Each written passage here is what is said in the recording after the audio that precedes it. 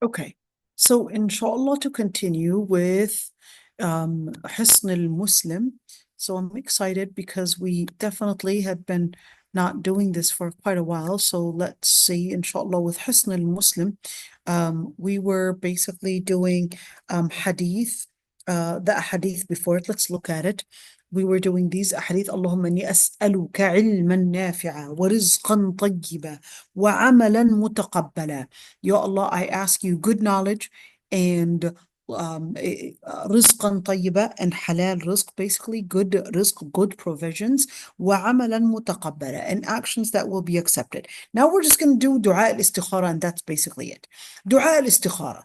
Jabir ibn Abdullah. Who's Jabir ibn Abdullah? Just an idea about Jabir ibn Abdullah. Jabir ibn Abdullah was basically a Sahabi from Medina, and he basically had like 9 sisters. Okay, that was Jabir ibn Abdullah, but very poor.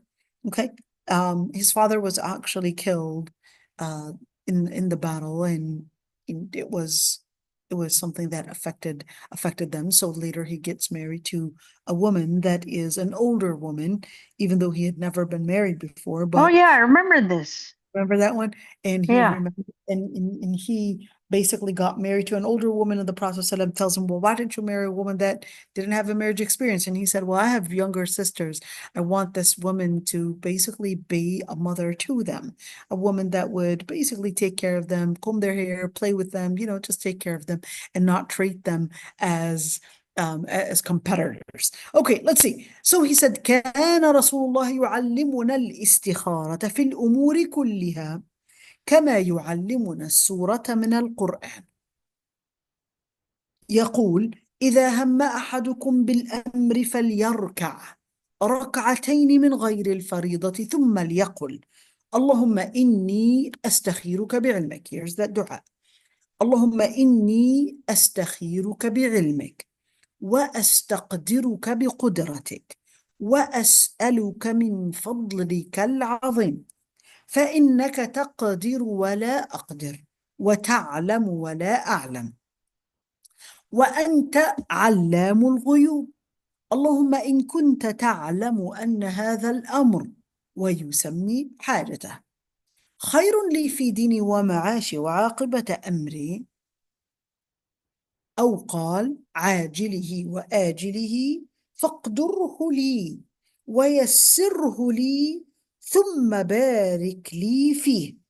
وإن كنت تعلم أن هذا الأمر شر لي في ديني ومعاشي وعاقبة أمري، أو قال عاجله وآجله، فاصرفه عني واصرفني عنه واقدر لي الخير حيث كان ثم ارضني به ثم ارضني به. Let's see. So we could see this hadith is in al-Bukhari, but it's not only in al-Bukhari, it's also in Muslim as well. So what does it mean anyways? So Jabir ibn Abdullah said that the Prophet ﷺ used to teach them this dua, the word al-istikhara. The word al-istikhara, here we go. So this is the alif sin ta, and what you are seeking is basically the right option, the right choice, the right decision. So what istikhara would mean? To seek the right decision, to seek the right option. In all the matters, he would teach them this dua, that is the prayer of seeking the right decision. Okay, in all their matters, the Prophet ﷺ would teach it to them the exact same way like he would teach a verse from the Quran. And he would say, if you attempt to do something, then pray 2 rak'ahs without and outside of the obligatory prayer, basically, and then say, oh Allah, I seek the decision of making from you, and I seek it through your knowledge, and I seek it through your power, and I know you've got the power, so I seek it through your power. And I ask you through the best of the provisions that you would give. For you are capable and able, and I am not capable or able. and you would know, and I would not know. And you are the one to know all the things to basically happen in the unseen, whether in the future, whether in history, or whether away from what you are capable of seeing. Ya Allah, O Allah, if you know that this matter, and in parentheses, you would basically say what matter is of your concern, what you're worried about, what you're trying to choose from. So you would say, Ya Allah, if you knew that, let's say, this marriage, or maybe selling the house, or maybe selling the car, or maybe moving to Kenya or whatever country is better for me, for my religion, for my life, and for my hereafter, or in another narration, in this life and in the hereafter. عاجله doesn't necessarily mean in this life, but this is العاجل is basically the anticipated, or العاجل is the expedited one, expedited life. عاجله is the delayed. Okay, so عاجله basically meaning the expedited life, meaning this life, referring to this life we're living in. آجله, the delayed life, meaning the hereafter. Then, if you were to know, let's do it again to make a complete sentence. If you know that this matter, let's just say, selling my car is good for me, for my religion, good for my life, and good for my hereafter, then make it happen and make it easy, and then bless me with it. And if you had known that this matter is evil to my religion, in other words, harmful on my religion, harmful on my life, and harmful on my hereafter, then keep it away from me and keep me away from it. Wait a minute. How am I kept away from it? What can happen that you recognize, let's say, marriage. You recognize that this person isn't right for you, but your heart is still connected to that person. It's still connected, and you wish that you would get married to this person, but then it didn't work out. So you would say, وَصْرِفْنِي عَنْ. In other words, give me the ability to cope going away from the idea that is not good for me. وَقْدِرْ لِيَ الْخَيْرَ حَيْثُ كَانَ. And bring me what is good no matter what and no matter where. ثُمَّ أَرْضِنِ بِهِ. And then let me be content of it. A couple things to learn from this. Number one is that, look at this. فَصْرِفْنِي عَنْ. You're asking Allah subhanahu wa ta'ala to keep you away from all of this and to get you even stronger and give you the ability to just move on. To give you the ability to just move on. وَقْدِرْ لِيَ الْخَيْرَ حَيْثُ كَانَ. And it's also changing your vision and letting you see that there's always good coming in. Don't be encaged into feeling hopeless. And وَقْدِرْ لِيَ الْخَيْرَ حَيْثُ كَانَ. And ask Allah subhanahu wa ta'ala to bring you whatever is good, حَيْثُ كَانَ. حَيْثُ كَانَ meaning whether we're speaking about place or whether, however it may happen. Could be that maybe this marriage didn't work out, for example, but maybe Allah subhanahu wa ta'ala will give you another opportunity that will be better than what you had really hoped would happen. ثُمَّ أَرْضِنِي بِهِ. And then make me content of it. Now this one, ثُمَّ أَرْضِنِي بِهِ, is basically making the dua, Ya Allah, yeah, certainly something else might happen. And it can happen. Yeah, okay, I recognize it's for the good. But on the inside, it's not what's making you feel satisfied. So Allah subhanahu wa ta'ala is teaching us how to make dua al-istikhara and bring in that rida and bring in that content. Because something good can happen, but on the inside, you're just feeling that it's not good enough. So how do I feel that it's good? You would feel that it's good. Remember, إِنَّا هَدَيْنَاهُ السَّبِيلَ إِمَّا شَاكِرًا وَإِمَّا كَفُورًا. Allah subhanahu wa ta'ala basically guided you on the inside. You're either going to be shakir, even though it's a metaphor for a Muslim, but a person that is thankful, a person that recognizes the good that Allah subhanahu wa ta'ala had given them, recognizes the different things that are basically key things in their life, and they're making use of it. And kafura, they have the privileges, but they can't even see them. They can't even see them. That's a kafura. So may Allah subhanahu wa ta'ala not give us akhlaq al-kuffar, and may Allah subhanahu wa ta'ala give us akhlaq al-mu'mineen. What is khuluq al-mu'min? Khuluq al-mu'min, one, هديناه السبيل هديناه النجدين talked about the humans. What is in najdain? The right path and the wrong path. But at the end, is that may Allah subhanahu wa ta'ala make us amongst those that would be shakirin, that would be thankful, and not continuously complaining or continuously not recognizing the blessings that we have. Always changing our vision to looking at the side of good, the side of blessings. That's the way to success. Let's see, the dua. Allahumma inni astakhiruka bi'ilmik. That's the dua. Allahumma, I just translated it. Now we're going to repeat reading it. That's basically it. How do we do? Do we have to have wudu? Yeah, you have to have wudu to make those 2 rak'ahs. Remember when he said that there, إِذَا هَمَّ أَحَدُكُمْ فَلْيَرْكَعْ رَكْعَتَيْن, you would basically have to do the 2 rak'ahs. Can I do it during the time of the hated times, like after Asr? No.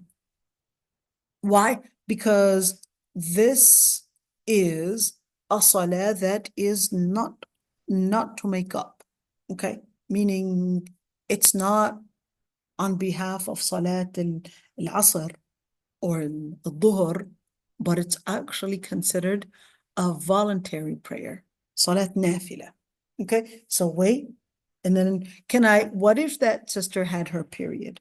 Can she just do the dua? Yes, she can use the dua. Does she pray 2 rak'ahs? No, she doesn't. Can she ask someone else to do it for her? Well, you can make the dua yourself, and it's okay. You can ask someone to do it for you as well. That's a dua, basically. So how do we pray anyways that salah?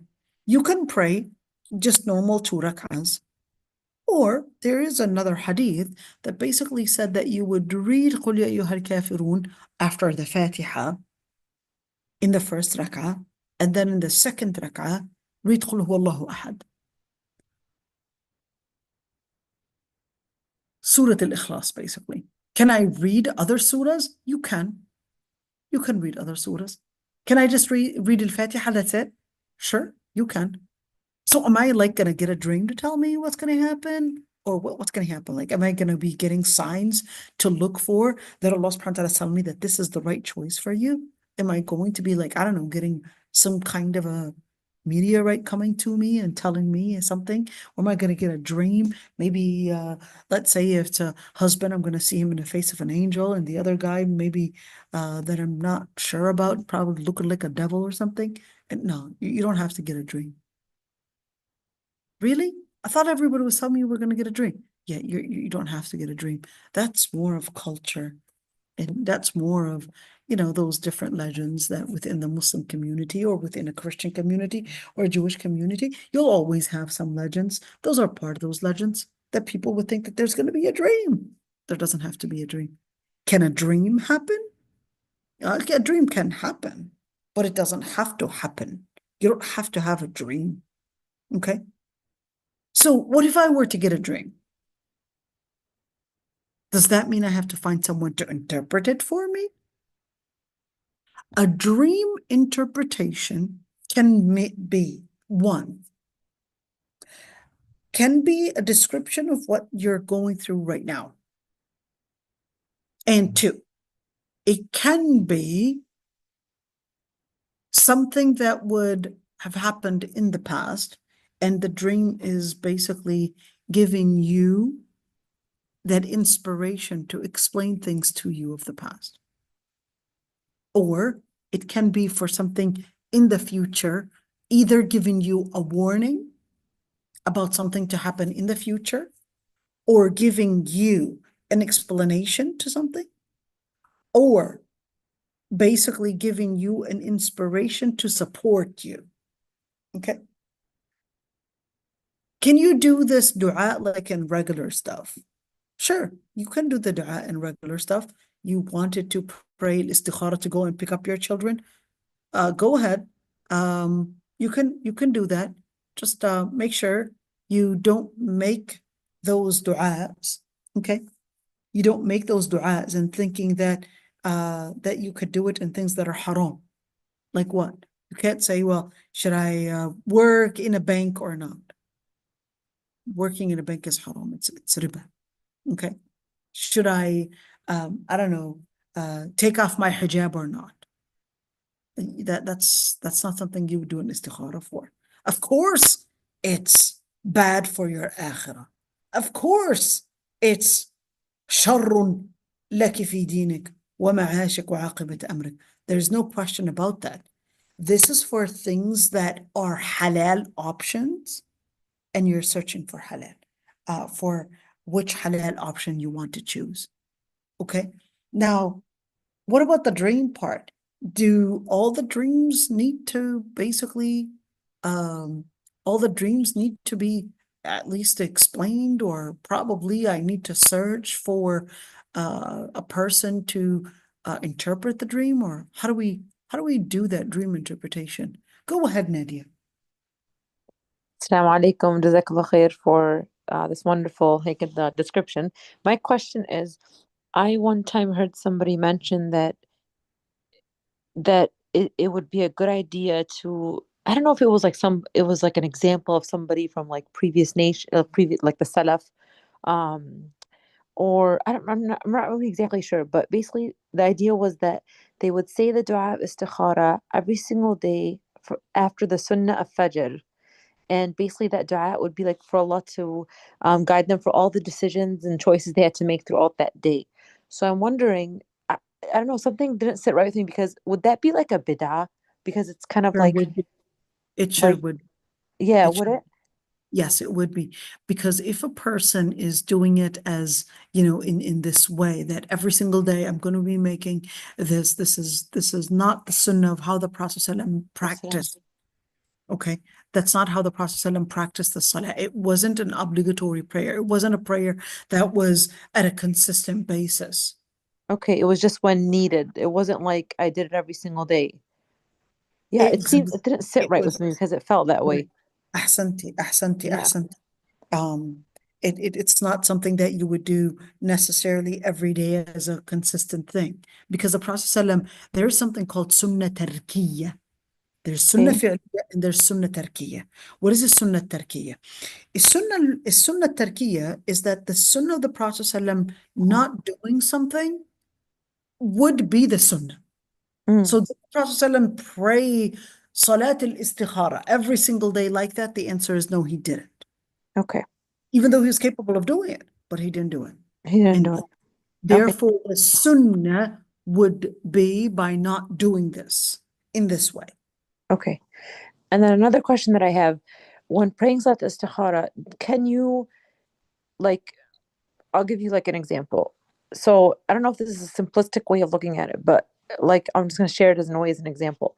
So an example is that you're applying for multiple jobs, and one of the jobs that you apply for, maybe it's not, it sounds like a good idea, right? Like in your mind, this would be a good job, right? But when you look at really the details of the job, it's not it's not the most practical for like your family, right? So, but you still decide to apply for the job, and then you'll pray istikhara, and then in your heart and in your mind, you're thinking, okay, I'm just gonna apply for it. I'll pray istikhara. If this is good for me, then Allah will make it happen. If it's not, then it's not gonna happen. Like, is that a too simplistic way of looking at it, or is somebody supposed to look at like the thing that they're praying for and thinking, well, I should already filter this job out. I shouldn't even pray for it because it's already not practical for me and my family. It's not a good idea, anyways, to start off with. Right, that's a good one. So there's something called istishara and istikhara. Okay.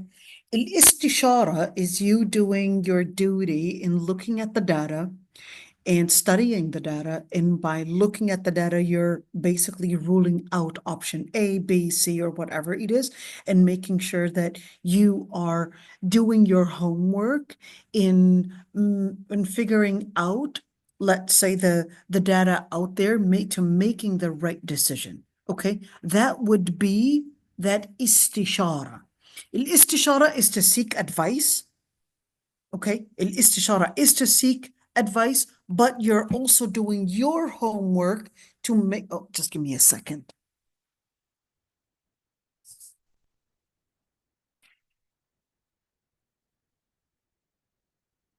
But an istishara would be that you're doing your homework to research the data that relates to the issue that you're concerned about.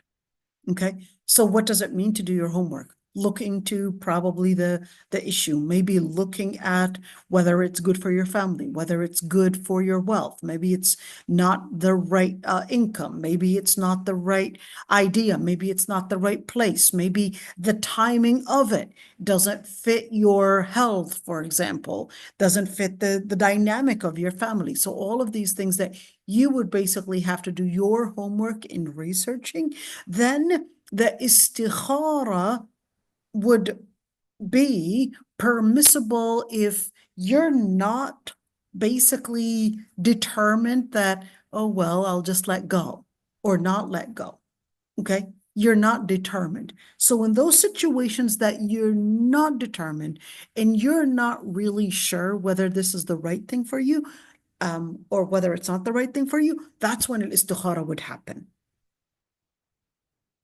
So you can still consider the job, even though you know that parts of it aren't practical for your family, you're still unsure about it. Wouldn't the idea be that, well, I'm going to leave the decision up to Allah, that, and He knows what's good for me. And maybe I think it's not practical, but Allah knows that it is practical and it can work out. Is that So okay to think that way? well, when a person is, that second that they're applying, that's when they're really wary about whether that is the right decision or not. So that's that time when you would actually pray istikhara. You're not really sure. Why, or else why would they apply? Unless they're determined that this is not the right thing for them, they would not apply. Yeah. And so it's okay to pray istikhara Absolutely. before or after applying, or before applying, and then going ahead. Before applying or even after applying. I mean, you can apply and probably investigate more about the job, about when you do the interview, you'll ask more questions about probably about the job with which before it probably wasn't there. Yeah, because my thinking is that istikhara, especially like in something like this, like you're still going through the interview process, you're still going through the application process. So my thinking of it is that at some point, before, if I pray istikhara before the application and I apply and then I get the interview, at some point it will be clearer for me during this interviewing process that, okay, this is really not going to work, or it will be clear for me through istikhara that, you know what, this actually might work out. So is that a safe way of approaching istikhara? Absolutely. Absolutely. Because Absolutely. it's not like you didn't make a final decision yet, and you're basically asking Allah subhanahu wa ta'ala to help you. What do you even talk about? Okay. Yeah. So it's still again, it's the right way of thinking to approach istikhara. Answer my question. Wait, It's okay. Let her ask the question, Nadia. Give I space. don't think she knows what we're talking about. Do you want to ask a question? Oh, okay. You want to ask a question? Go ahead. What are you even talking about? What are we talking about? Okay, I'll simplify it for you. So you know when you want to make a decision about something, all right? and it's a halal thing. Like you've got option A and option B, and you're not really sure what options you should choose. So that's when you would pray 2 rak'ahs and you would make this dua. And you're going to repeat with me the dua, okay? This is the dua that you would make. You would make 2 rak'ahs, and then you would say, Allahumma inni astakhiruka bi'ilmik wa astaqdiruka biqudratik wa as'aluka min fadlika al-azim. فإنك تقدر ولا أقدر وتعلم ولا أعلم وأنت علام الغيوب. اللهم إن كنت تعلم أن هذا الأمر, maybe Ya Allah, you would know if maybe buying a cat is a good idea for me in my deen, in my life, and in the hereafter. If you know that buying a cat is a good option for my religion, for my hereafter, and for my life, then make it happen and make it easy for me to buy this cat. And then bless me with it. And if you knew that buying this cat was a bad idea for my faith, for my life, and for the hereafter, then keep it away from me and make me always be happy that it's okay. Yeah, we didn't get the cat. I really wanted a cat, but oh, it's okay. Okay? And don't make me feel that, oh man, why didn't this happen? Okay? And say, وَقَدِرْ لِي الْخَيْرَ حَيْثُ كَانَ, and bring me the best wherever it may be. ثُمَّ ارْضِنِي بِهِ, and make me be satisfied and content with the decision that I made. Did I answer your question? What is your daughter's name, Nadia? Noor. Noor. Did I answer your name, Noor? Did I answer your name? Did I answer your question, Noor? Did she answer your question? Yeah. That's a big Yes. dua, صح? That's a big dua.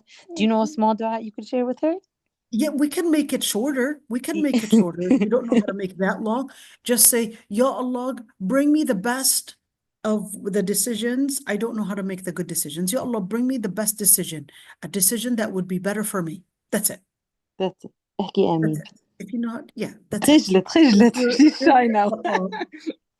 If you're shy about making if you're basically shy to say the dua and make mistakes in that dua, just say it in your own words. Can I do it in English? You sure can. Can I make it simplified, and rather than go in all these details and just say, Ya Allah, I'm trying to make this right answer. Ya Allah, you're the one that makes the right answer. Ya Allah, give me the best answer to this idea that I'm confused about. Can I make it this way? You can. But All right. Jazakallah khair. if you want to make that dua in its authentic, in its genuine way, the way to say it is basically to make the dua in the way the Prophet ﷺ had said it in. Okay? Can you say it in English? Can I hold my iPad or my phone and read it out off my phone? You sure can.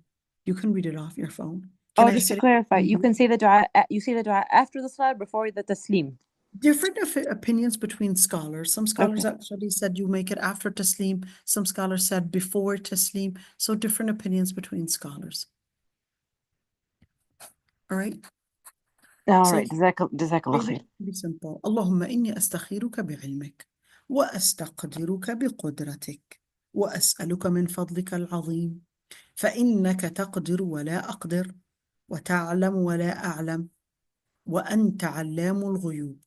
اللهم إن كنت تعلم أن هذا الأمر, that this matter basically, خير لي في ديني ومعاشي وعاقبة أمري, أو قال عاجله أو آجله. So you don't have to do أو قال this. No, you just say, the one in parentheses, you don't do that. You either do خير لي في ديني ومعاشي وعاقبة أمري, or you would say عاجله وآجله. So you would say خير لي في ديني, sorry. So this right here, ديني ومعاشي وعاقبة أمري, this would be equivalent to this. Okay? So you would say خير لي في عاجله وآجله, or you would say خير لي في ديني ومعاشي وعاقبة أمري فاقدره لي ويسره لي ثم بارك لي فيه وإن كنت تعلم أن هذا الأمر شر لي في ديني ومعاشي وعاقبة أمري. Same thing that we're going to do right here. that just like in these two parentheses. Okay. فاصرفه عني واصرفني عنه واقدر لي الخير حيث كان ثم أرضني به. Should I do it again? All right. And this is it, inshallah. And if there are any questions, inshallah, I'd be happy to answer them. This is it. سبحانك اللهم وبحمدك نستغفرك ونتوب إليك نشهد أن لا إله إلا أنت. Happy to see a lot of new names, mashallah, coming in with us. Nadia and Zoom, Zainab, I would say. Zarina, mashallah, you're back. Zahra and Drishma, Saza Umayya, Matina, Maryam, and Maryam, got two Maryams right there. And Banan, Balqis, Arwa, and Amri. MashaAllah, I'm proud of you for being consistent. Is it open to dua to even use in regular stuff? I think we answered that one. Yeah, you can use it in different stuff. So this is it. Subhanakallah, alhamdulillah.